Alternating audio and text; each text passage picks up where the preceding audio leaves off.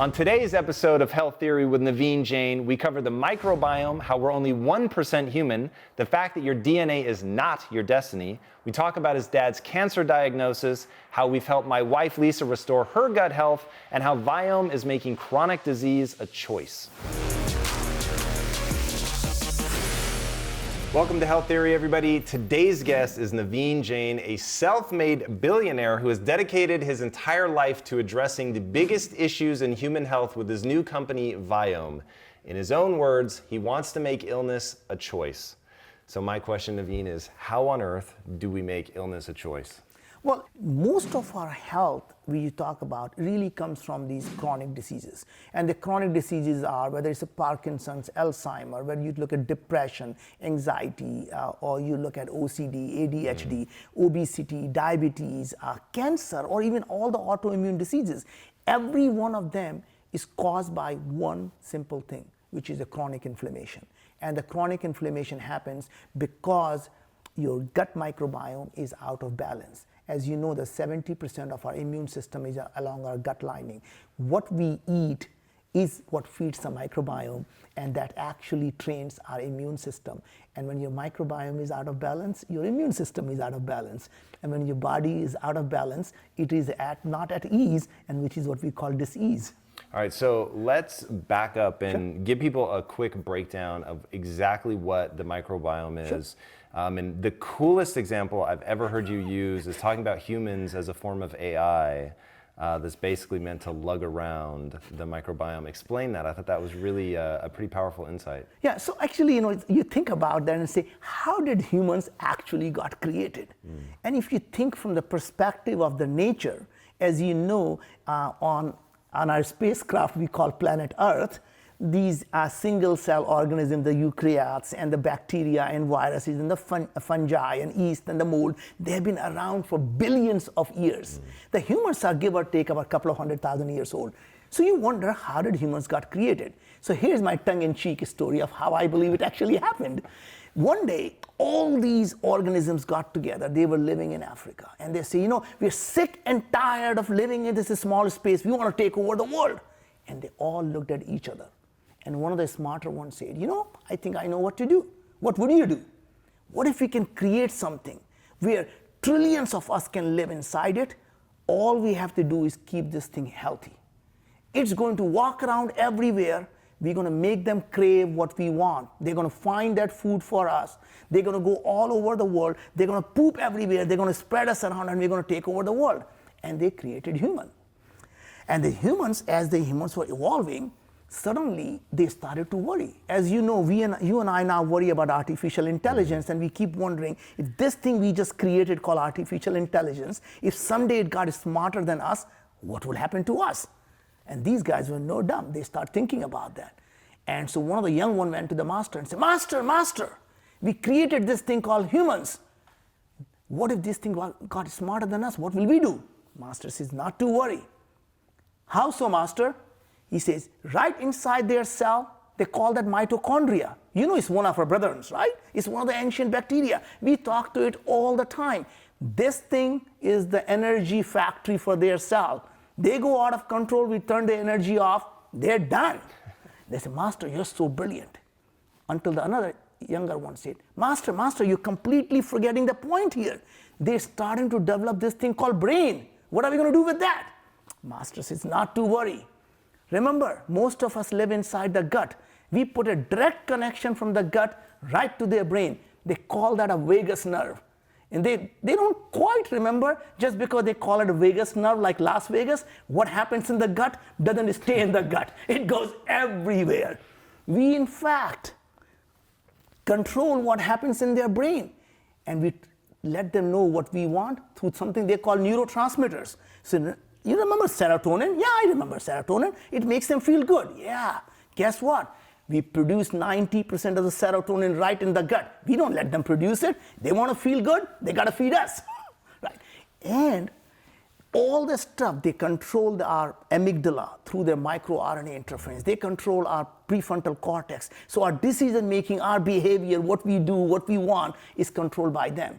And you say, young ones, just remember, like a good leader, We make them think they're making a decision. We are the ones simply pulling the strings. So just sit back, enjoy, and let them take care of us.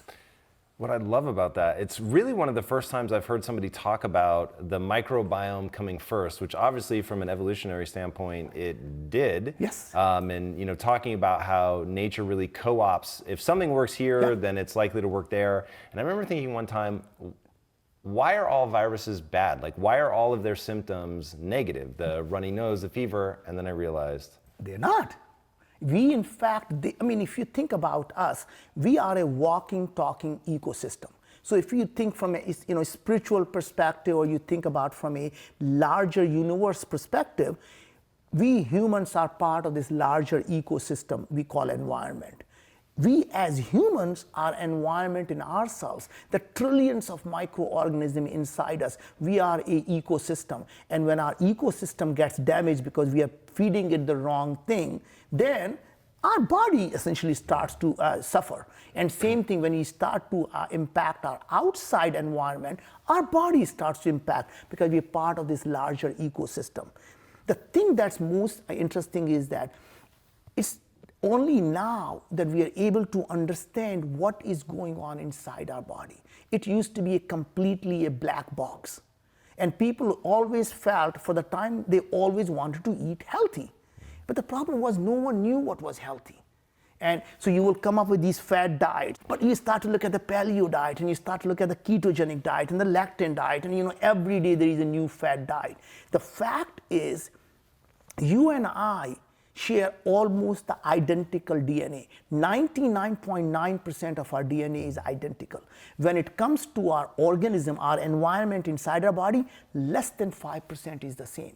And that's the reason there is no such thing called inflammatory food or a healthy food, because a food that's healthy for you may not be healthy for someone else. In fact, the food that's healthy for you today may not be healthy for you in 3 months. And explain for people why exactly that is. Yeah, so first of all, if you think about it, that our bodies are extremely unique, as I said, and our ecosystem inside the gut, so every time you eat food, what's the first thing is being encountered? Is encountered by the microbiome. And depending on their ecosystem, they're able to metabolize that food and either produce the nutrients that your body needs, or it can produce the toxins that actually hurt the body and inflame the body. So for example, spinach. Most people will think spinach is healthy.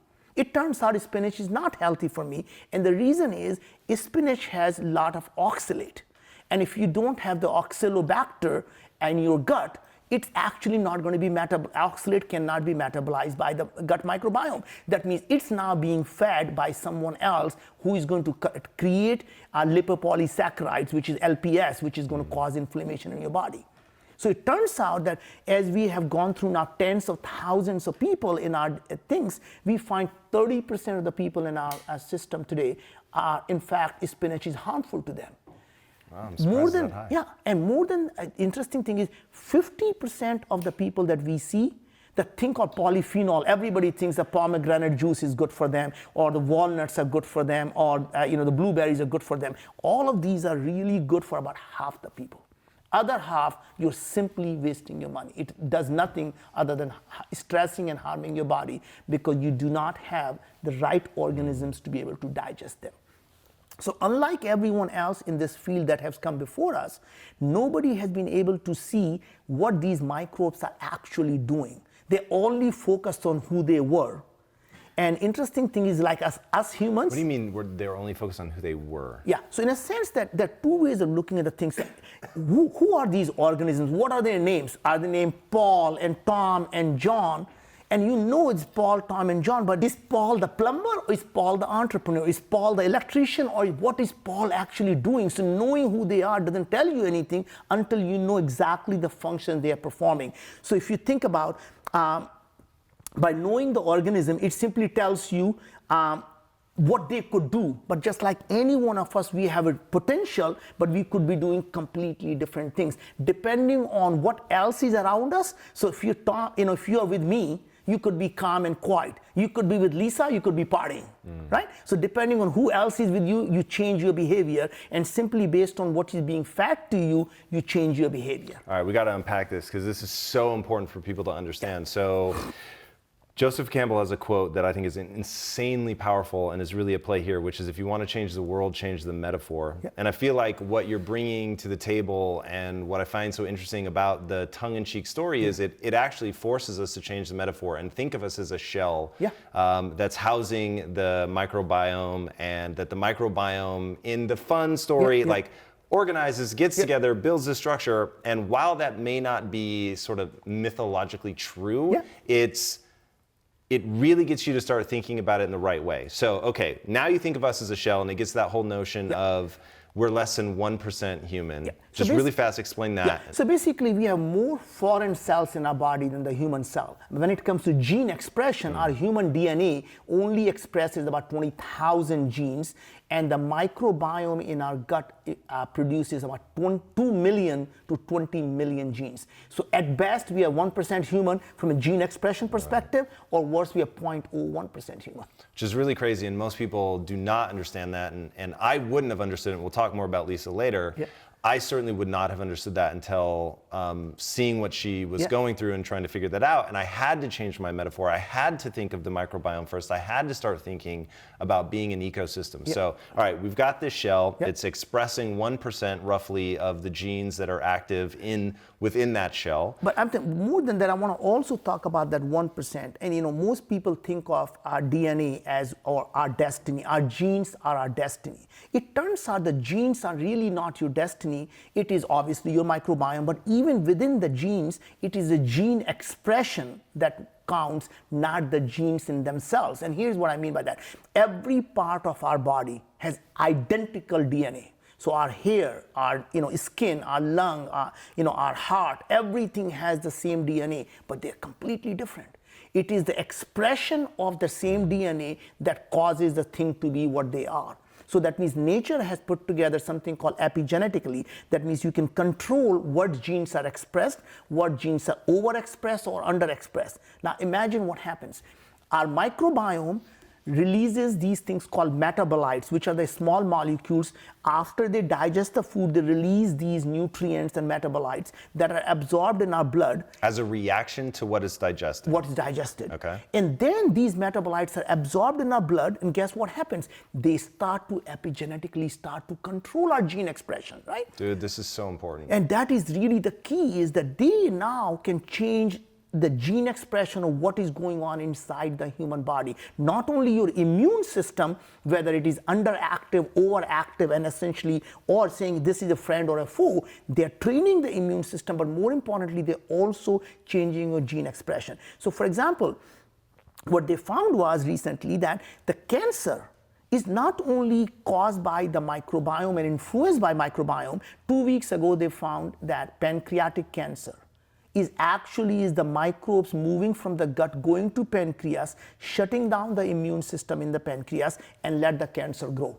And they actually found that if you're able to put the antimicrobial thing in the pancreas and use the immunotherapy, they shrank the pancreatic cancer by 50% in a few weeks, right? Wow. They found, the Mayo Clinic did the research about 3-4 months ago. They said the breast cancer is caused by the microbiome. They looked at 1,600 breast cancer tissues and found the same microbiome. What's more important there is all the people that had that shared a similar microbiome. Similar microbiome. Very interesting in the cancer tumor. But more important, whoa. The cancer tumor has its own microbiome? So cancer tumor had the microbiome. And here's the more interesting part. The therapy for cancer, whether it works or it kills you, depends on your microbiome. So the two research... Your microbiome or the microbiome of the cancer? No, your microbiome. So it's very interesting when you take a drug, whether it's a chemotherapy or it's immunotherapy. So chemotherapy drug, whether it actually works or completely creates toxins, depends on your microbiome. That because the microbiome is metabolizing these chemotherapy drugs, and sometimes it turns them into poison that is guaranteed to kill you. Other time it detoxifies it doesn't kill cancer, or it actually amplifies and allows it to kill cancer. Right? Immunotherapy, the same way. They found that certain microbiome would make it 10x more impactful for immune system to attack the cancer, or it actually doesn't. So whether even not just the cancer is caused by a microbiome, whether the cancer treatment works or does not work depends on your microbiome. They found the same thing with PTSD. They found that depression is obviously the inflammatory disease. And when you fix your gut, I mean, even our customers, remember, we don't go out as Viome ever cure a disease. We fix the inflammation and we fix the balance in your gut. And some people will tell us that, hey, I had depression, it's gone. I had anxiety, it is gone. I had acne, it is gone. And there were 2 women who went on Dr. Oz show, and one of them lost 71 pounds. We were not trying to help her lose weight. She had inflammation and we fixed inflammation. People have autoimmune diseases, IBD, IBS, and you go through these diseases, which are simply the names we give to certain set of symptoms. The fact is, all of these diseases are fundamentally chronic inflammation that can be controlled through your diet, right? So the trick really is not saying what is a healthy food. You need to say it's not about the food, it's about me, what's healthy for me, not what's a healthy food. Because like Hippocrates said, right, all diseases begin in the gut. One man's food is another man's poison. So spinach could be good for you, it could be toxin for you. And then he said, let food be thy medicine, let thy medicine be the food. And we've forgotten that. That was 2,500 years ago, right? Yeah, dude, it's so crazy. So I want to really tie off this change in metaphor that I think that you're bringing, which is so important. And if we can get everybody to make this switch and really start thinking about it, then I think they're going to understand better why it's so important what they eat. Totally giving you that it's different for everybody and it depends on the current state of your microbiome, right. Not even just let a snapshot last forever, that it's like very dynamic and what you're eating influences your microbiome and all that. And we'll get into that. But so you were saying, Bob, Sally, whatever you want to call your microbiome, there not only is there diversity, but they will also act differently in different circumstances. Right. And so thinking of the microbiome as sort of wrapping this human shell around them, but anthropomorphizing them so that you understand that they have a personality, that they can get stressed out, that their calm can affect your calm. So the microbiome obviously is in some sort of communication with us, but get us to as close as a layman's understanding of exactly how that communication works. So like, for instance, if Lisa doesn't meditate in the morning or doesn't sometimes even meditate right before she eats, just eating will upset her stomach, even though it's safe food.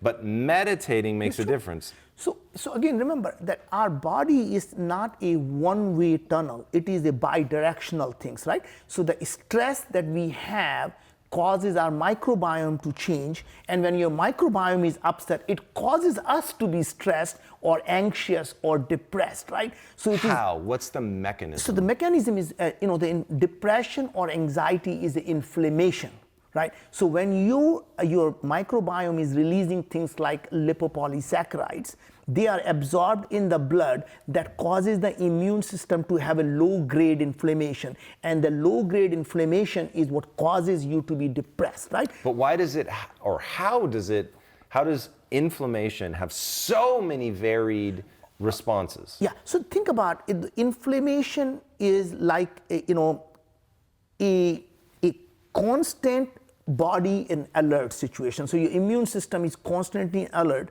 and one way for it to kill what they think is the enemy is to create the inflammation so it can engulf it and essentially destroy it, right? But that thing was really, really good when you actually had some communicable disease or when you were trying to do fight or flight for stress, right? It was really good for body to get ready to fight or flight, right?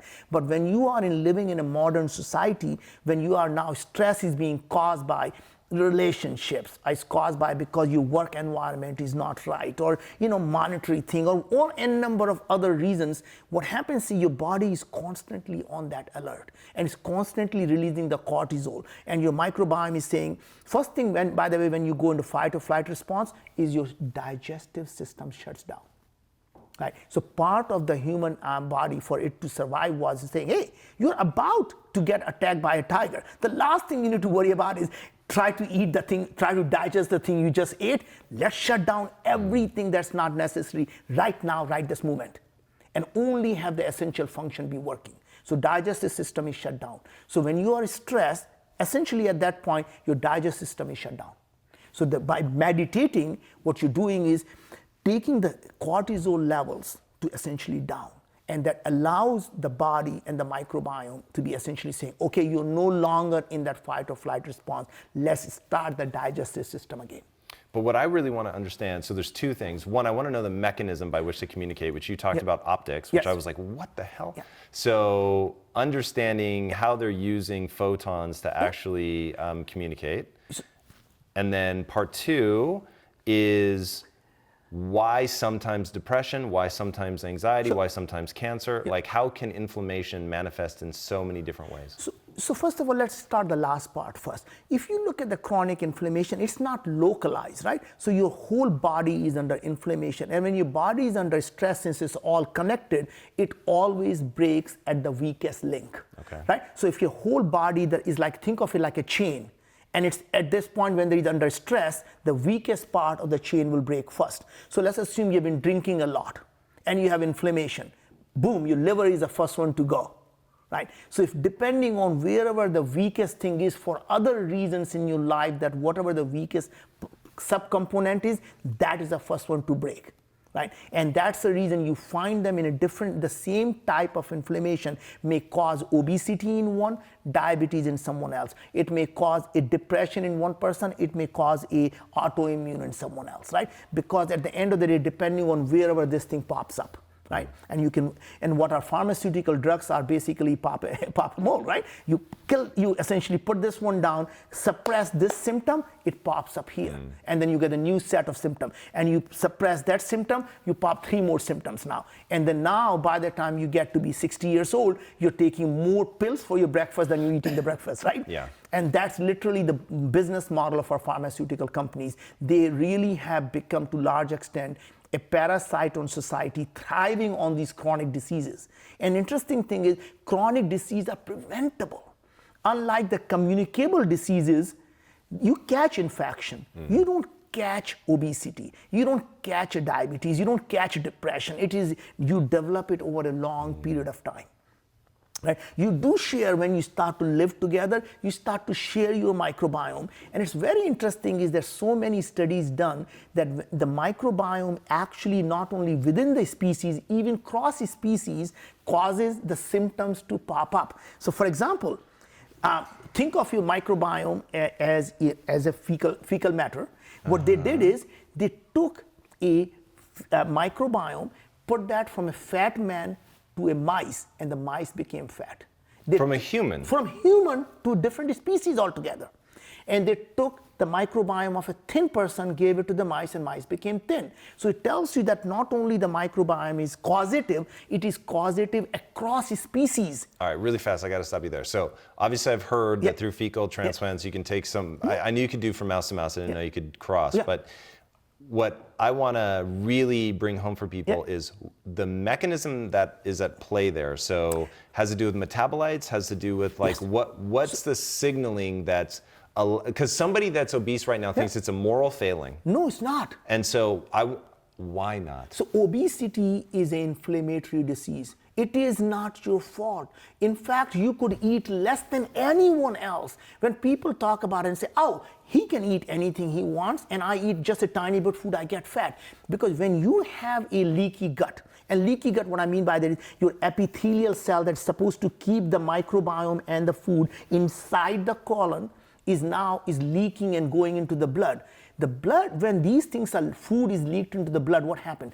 It freaks out. And when it freaks out, what it is do? Inflammation, right? So this inflammation happens because you have a leaky gut, and you get allergies, you get eczema, you get all the different types of things because you have a leaky gut. So in a fecal transplant, all you're taking is one ecosystem from one person, and you're transferring that microbiome ecosystem into someone else. So for example, if someone has taken antibiotics and been taking doses of antibiotics, have completely killed their microbiome, or people who have a C. diff infection. So it's a C. diff infection, is a massive gut infection, and the only way to cure is to take a massive dosage of antibiotics. When you do that, you're literally throwing a nuclear bomb inside your gut and killing all these microbiome.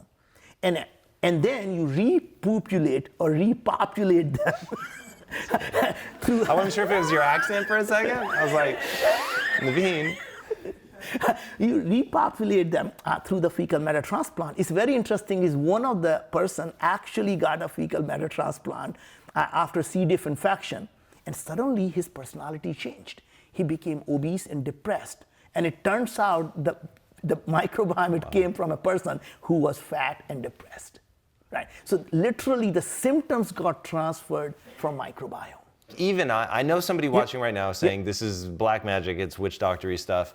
Even I, part of it, I'm like, oh God, can it really be that straightforward? So here's a very interesting one. Take any disease and Google it for yourself and read the research paper. So just type in Parkinson's and microbiome. Type in depression and microbiome. Type in autoimmune disease and microbiome. Type in cancer and microbiome. Type in diabetes and microbiome. And you'll start to see the impact. All the researches, these are done. Here's another interesting one. They had a diabetic person who's been taking metformin drug, which is for diabetes. Metformin does not work on the human body. It works on the microbiome. Okay. Right? So it changes your gut microbiome. And here's how we know it. Because they took that microbiome, the person who has been taking metformin, gave it to the mice who is diabetic. Just by transferring the microbiome, it had the same impact as if the mice was taking metformin. Wow. Right.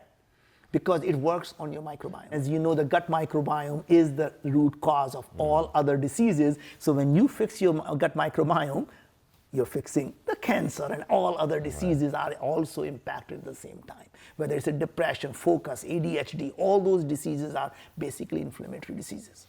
Well, really fast, let's talk. So if I'm not mistaken, your dad was just diagnosed recently with cancer. Yeah, unfortunately. Yeah, so walk me through that. Like, what are you doing? How do you get aggressive about it? I mean, So honestly, that was one of those things that makes me pause about life. And I was thinking that, here I am talking about all the things that you could do simply by fixing your gut. And as you know, we started this company a year ago, and we have learned so much about how human body works. We are challenging the things that people did not know about human body, because for the first time we are able to see the things that are going on inside your body. And when he called me about 2 months ago and said he had a pancreatic cancer, and all I could do was to say, oh my God, what if I had started this company 2 years ago or 3 years ago? I would have been able to fix it. And all I can do is really at this point, I don't know what to do, other than to see and hope that no one else has to suffer through it, right? He has to go through the chemotherapy right now, and he's going through the chemotherapy. I was just with him 2 weeks ago, and seeing him, just not be himself, losing constant weight. His hair is gone, and he's just shrinking. And watching him just feels odd, really feels odd. And you wish something you could fix. And so I saw this research on pancreatic cancer. I called his oncologist, and I said, have you seen this research? And he said, oh, that's so new. And I said, why can't you use this? And he said, it's not allowed. And I'm thinking, what could I have done? I'm thinking, I could just tell the doc, hey, this research is good. Do this. What is the harm here? But the doctor has ethical duty that he's not going to implement it because it's not allowed, it's not FDA approved. So anyway, my only hope is that someday, and that day will be soon, it will be our generation, Tom, that will one day absolutely make these chronic diseases simply a matter of choice. And I'm absolutely convinced at this point, and I'm determined that I'll do whatever it takes so that no one ever have to suffer through any chronic diseases. And I know it is doable. And I know we are finding every single day what causes these diseases and how we can modulate these diseases simply through diet.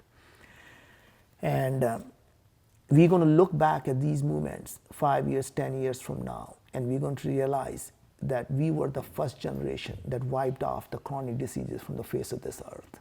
And someday people are going to look at our generation as the one that used the exponential technologies to create abundance of energy, created abundance of food, and solved all of the global grand challenges that have been facing our species, the human species, for generations. And we're going to solve them. because there are going to be people like you, I, and others listening to our podcast and going to say, enough is enough. You and I can do things. And that is the beauty of the things I find is that it used to be the large companies, the robber barons and the aristocrats are the only one who had power to do something audacious. And what's really amazing is this is the first time in the human history that individuals and a small group of people are capable of doing things that could only be done by superpowers, that could only be done by the large companies. It doesn't require the lot of financial resources. The cost of these things are coming down so fast. Just to do think about it, to do the human genome sequencing cost billions of dollars. Now we can do a complete, not just the DNA sequencing of our own body, the DNA sequencing of every organism. Not just the DNA sequencing, the RNA sequencing of everything that's happening inside our gut. So trillions of these organisms. Tell people why it matters, DNA versus RNA. So DNA is like an alphabet. It can write anything. So you and I share 99.9% same DNA. You and me and a tree share the 90% same DNA, right? So DNA simply, it can express itself in any different way. That's really an accurate number, you and the tree? 90%, yeah. Wow.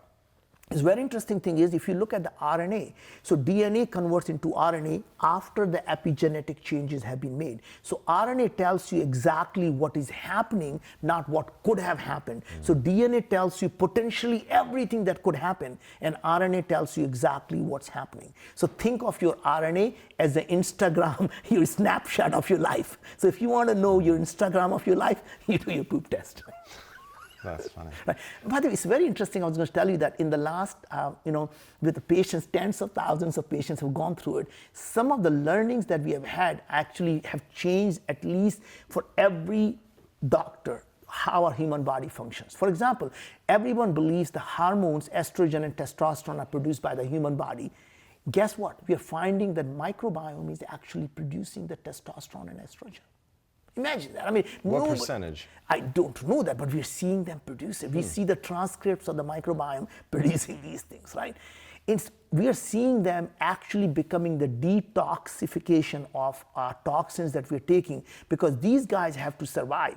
For their own survival, the microbiome starts to change and start to metabolize the toxins into non-toxic things. And that's the reason if you live in, say, China or you live in India, there may be a lot of toxins there, but people fine because their microbiome has started to adjust to detoxify these things. And you and I go there, we all get sick because our microbiome doesn't know what to do with them, right? So we're starting to see so many things about how microbiome is not only communicating among themselves, they're constantly do something called quorum sensing. How many of us are there? How many of us are there? And when they start to see that the quantity is sufficient enough, they start to behave very differently because they say, okay, now we are the boss here and our rule governs. The man who has the gold has the golden rule, right? So they constantly are finding to see, are they, if you keep eating one type of food, guess what's happening? Only some set of microbiomes are getting fed. They grow into the quantity and they start to form the biofilm and say, now guys, we are the boss. Right. Dude, this is so interesting. And it's one of those things that I hope through the show we can really begin to give people the information that they're going to need to start piecing this together. Because now, having been on this journey for almost 3 years with what Lisa's going, well, it's been madness. So it started with, and for anybody watching at home, Naveen knows certainly the thumbnail sketch of this and has helped out tremendously with that. But I'll walk through the steps. So she's always had a sensitive stomach. And one day, and we just never really thought about it. Like if we went out to Vegas and cut loose, she was going to have an upset stomach. And when I say upset stomach, I mean not vomiting. So she would get an upset stomach. We just knew that that was going to be part of it. She'd have cramps for a couple days and then it would pass and that was it. So didn't really think about a lot about it. And she used to talk about like, oh, my intestines feel inflamed. And that didn't make sense to me, so I just kind of blew it off. And then one day, 3 years ago, she was like, I'm not feeling well. And then later she calls me from somewhere else in the office and she was like, no, I'm really not feeling well, I need to go home. And then she texted me and said, I just projectile vomited everywhere. And I was like, wow, that's weird. She has the stomach flu, that really sucks. And but then it didn't go away. And so the stomach flu turned into, she just couldn't eat anything.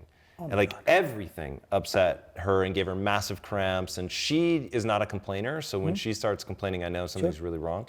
And our life whittled down to 4 ingredients, literally 4 ingredients. So she was eating basically 3 kinds of meat and salt. And that was it. She couldn't have vegetables, nothing. I mean, it was crazy. We were getting every test you can imagine. And nothing was helping. And one doctor would say, you have an immune deficiency problem and you need immunoglobulin transfusions. And we were literally about to do that. And I was like, something's just not right about this, but I didn't know enough about it. But I said, let's not do that. That seems scary. Let's go try to learn more about this. And at that time at Quest, we had some people in R&D that were dealing in probiotics, and we were starting to talk about the microbiome. And so we just started asking them questions, and that wasn't solving the problem. And so then we tried ketogenics, and that was the first thing that really helped. And so because that brought down the inflammation. So we were like, okay, huge win, this is gonna be amazing.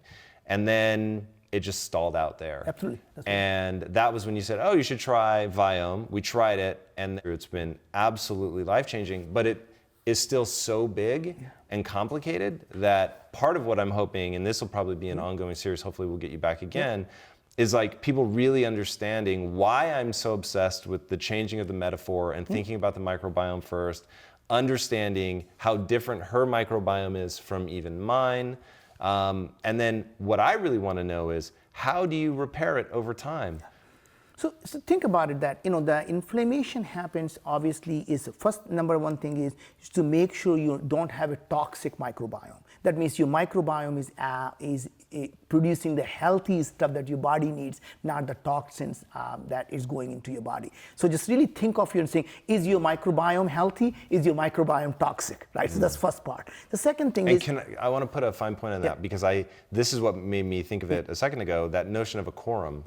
So the fact that any one of them is looking to see if they're the bully, if they get to call the shots. And what happened with Lisa was bad bacteria became the lead bacteria, and that's that tipping point. So tipping point happens when your ecosystem goes out of balance. So it's not the individuals think they're good or bad. So it's really not about as much of good bacteria, bad bacteria. We all have the good and bad, but what happens is they stay in check.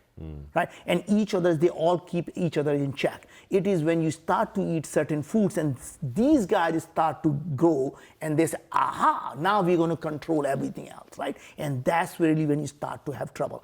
Other thing is when your epithelial cells, the barrier, the mucus lining gets thinner, you start to get a leaky gut, and then you have a chronic inflammation all the time. So the way you do that is you need to change the balance of ecosystem of the microorganism, and you need to start repairing the lining of the gut. And you repair the lining by sometimes giving the right set of supplements and enzymes to repair the gut lining. At the same time, you start to give the prebiotic to feed some of the guys so they can start to grow, and probiotic to add some of the new stuff, right? And then you start to change the diet. So you're starving the bad guys and you're starting to prop the good guys, right? You're feeding the things that need to be fed. And you're adjusting to see not just the organisms, you're starting to adjust their functions. So you start to see how much of the butyrate you're producing. And if you're not producing enough butyrate, which is really good thing, then you have to take some of the butyrate supplement until we can start to grow these guys who have a potential to produce butyrate. We need to cut down all the organisms and the food that are feeding the guys who produce these toxin environments. So for example, when you go on a paleo diet or ketogenic diet, when you're eating a lot of protein, that actually does tremendous amount of harm after a certain part. Most of the protein should be digested in the small intestine in the upper side. When you eat too much protein, it cannot digest, so it starts to go down your colon where all these microbes are there. And they never seen the protein before. Guess what happens? They start to feed the group of microbiome, and they call them protein fermenters. And these protein fermenters are nasty bastards. They start to eat protein and they start to release ammonia, start to release all of these toxin stuff that starts to hurt your gut lining, right? So when you are on some of these diets, you are actually harming yourself. Same thing on a ketogenic diet. When you go on a ketogenic diet and you're fasting, the microbes are saying, okay, you're not going to feed me, you know what I'm going to do? I'm going to eat the gut lining. So point is, all the things that are good At certain point of time, they become bad, then they essentially you continue with them. And that is really the key, is to understand that what is the right food at that point of time.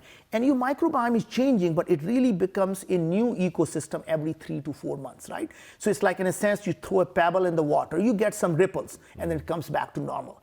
But if you constantly keep shaking it, you start to get the massive waves, right? And that's what I mean by that, is that, you know, when you change your diet, it starts to just a ripple, and that's a ripple, and then when you start to go into completely new diet that is recommended by Viome, then you are starting to see the swell, and it starts to get a new ecosystem gets created, and now you have a new balance. And if you if you continue with the same thing, get the balance that we just created becomes imbalance again, because now these guys are taking over.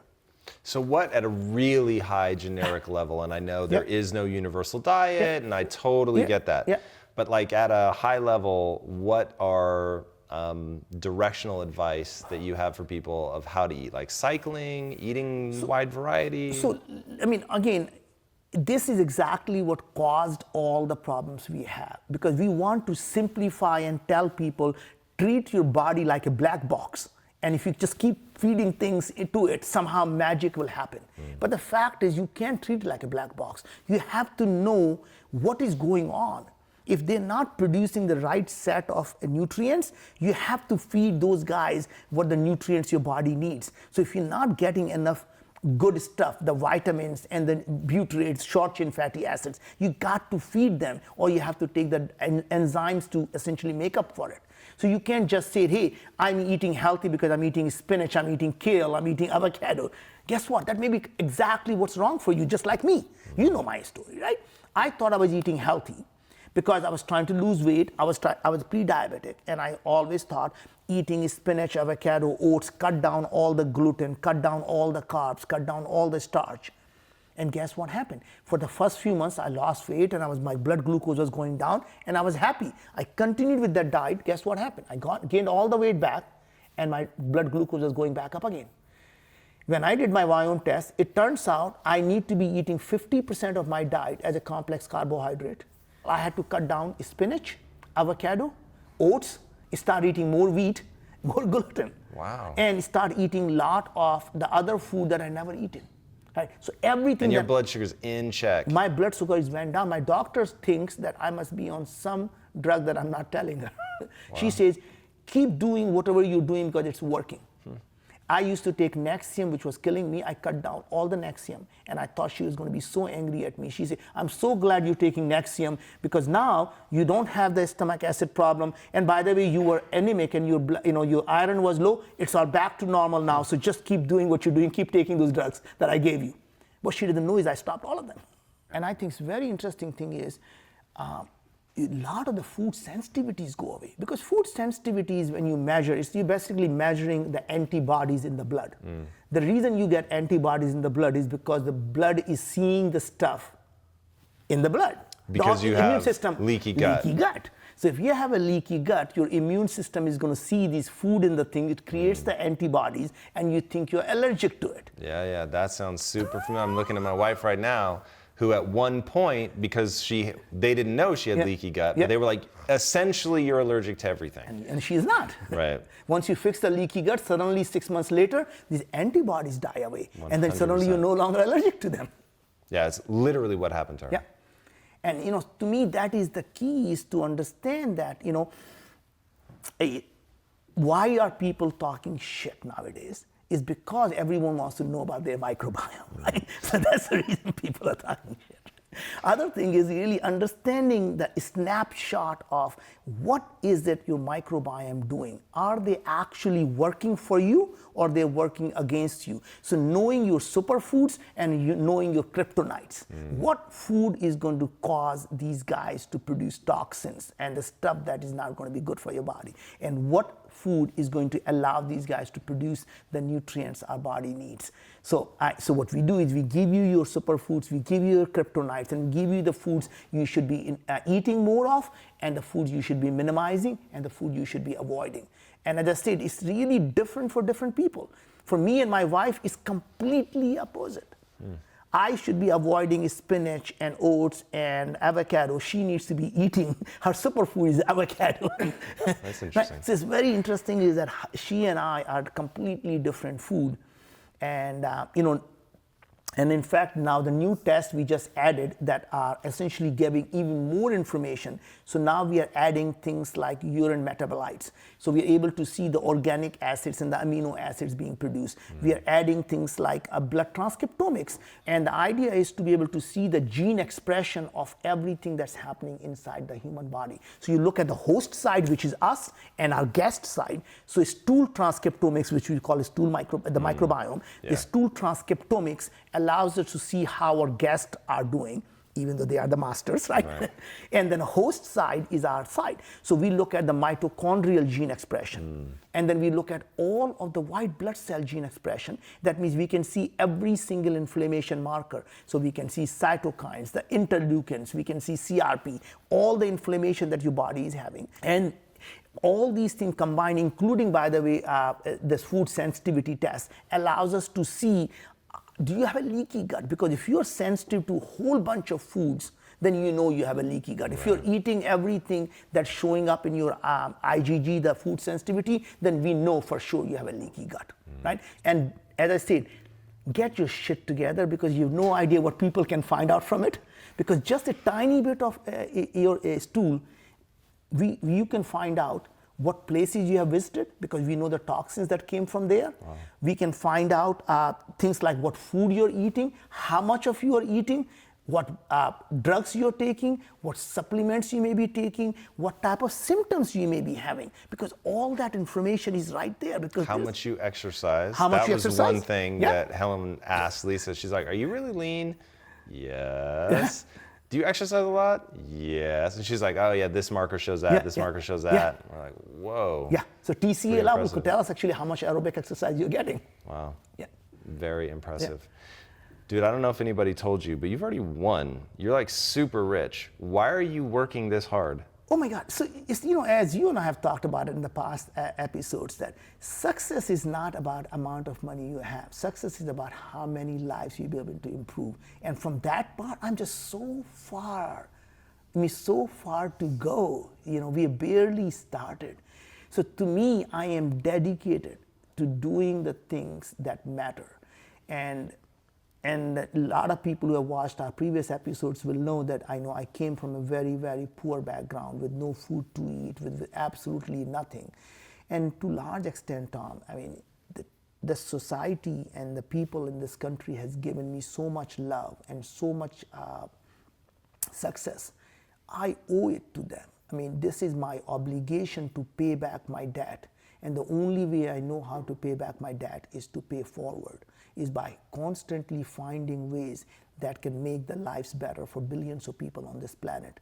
Today, I'm focused on attacking the healthcare problem and making chronic disease optional. I love the way you think, dude. All right, before I ask my last question, where can they find you online?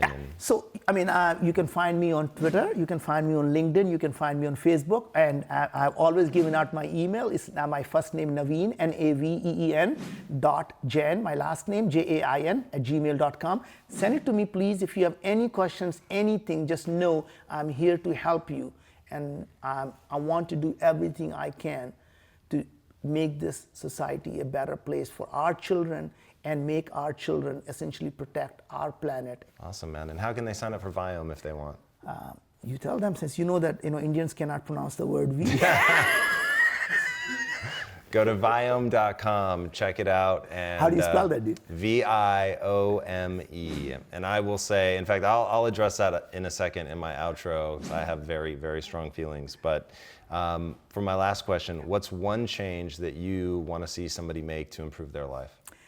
Becoming intellectually curious. To me, there is nothing will make this world a better place. Nothing will make you a better human being than to be intellectually curious. The day you become intellectually curious, you have taken the first step towards improving yourself, and the day you change yourself is the day you can change the world.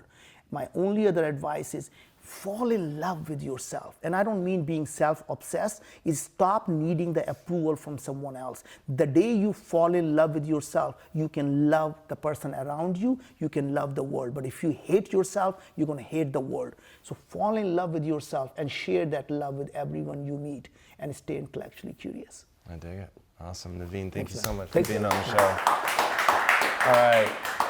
Guys, I'm telling you right now, my life was changed by Viome in no uncertain terms, and quite frankly, from my friendship with this man here. And when I say that my gratitude knows no bounds, if he asked me to sacrifice goats, I would sacrifice goats. We're at that stage.